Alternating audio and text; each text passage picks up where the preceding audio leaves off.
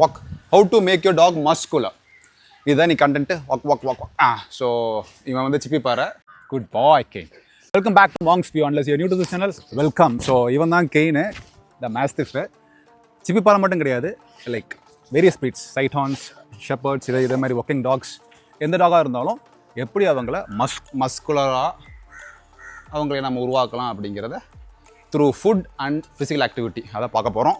So yes, let's jump to the video with my personal experience of my dogs. அப்புறம் obviously நான் ஒரு training சென்டரில் இருக்கேன். There are n number of dogs. So I do know about the dogs breed specification, எந்த breed dogs மஸ்குலராக வரும் வராது, hairy breed, single coat, double coat, அது எல்லாத்தையும் பார்ப்போம். ப்ரீடுக்கு தகுந்த மாதிரி, அவங்க சைஸுக்கு தகுந்த மாதிரி, கேரக்டரிஸ்டிக்ஸ் தகுந்த மாதிரி அவங்களோட ஆக்டிவிட்டீஸும் ஃபிசிக்கல் நீட்ஸும் மாறும்.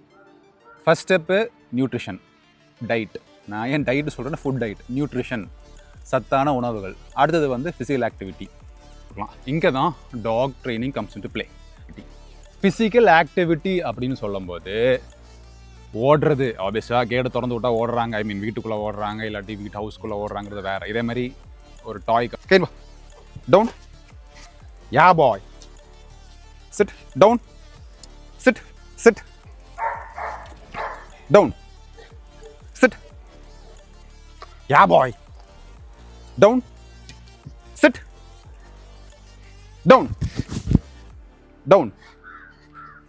பார்க், எஸ், டாக் பார்க், வாக்கிங்கெல்லாம் பத்தாது. ஸோ ட்ரைனிங், அது சிட்டு டவுன் ஸ்டாண்டு ஒபெரின்னு சொல்லும்போது கொஞ்சம் இப்படி இருந்தாலும் அது வந்து அவங்களோட மசில்ஸ், அவங்களுக்கு ஒவ்வொரு மசிலை வந்து யூஸ் பண்ண தேவையில்லை, வேண்டாம்னு தோணாலும் நம்ம சொல்கிறோம் டவுன் பண்ணு, சிட் பண்ணும்போது, உட்காரும்போது, எந்திரிக்கும் போது அந்த மசில் எக்ஸ்பேண்ட் ஆகுது, ஸ்பெண்ட் ஆகுதா, அந்த மசில் எக்ஸ்பேண்ட் ஆகுது, விரியுது, க்ரோத் நடக்குதா. ஸோ ஆப்வியஸ்லி உங்கள் டாக் ஹெல்த்தியாக இருக்கும்.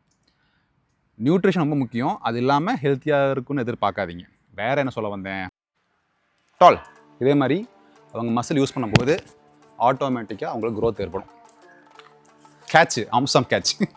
நம்ம சொல்கிற மூமெண்ட், அது சிட்டாக இருக்கலாம், டவுனாக இருக்கலாம், ஸ்டாண்டாக இருக்கலாம்.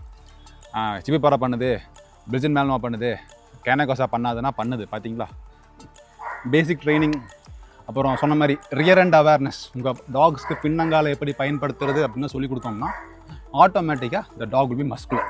ஆர்பிட் எப்படின்னா, இதே மாதிரி உங்கள் நாய்க்கு வந்து அவங்களோட பேக் மசில் இருக்குல்ல, ஆர்பிட் போ நிற்காதே ஆர்பிட்.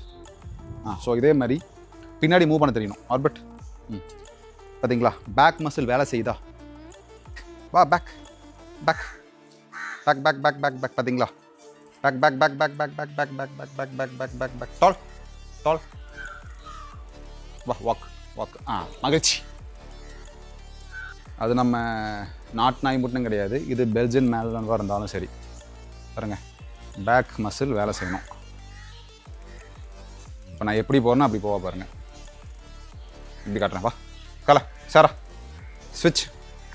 ஸோ இப்போ நான் முன்னாடி வரேனா, நான் பின்னாடி போகிறேன்னா, சைடில் காட்டுறேன், பின்னாடி போகிறேன்னா, பார்த்தீங்களா, முன்னாடி போகிற மாதிரியே back back back back back, பின்னாடி போகணும்.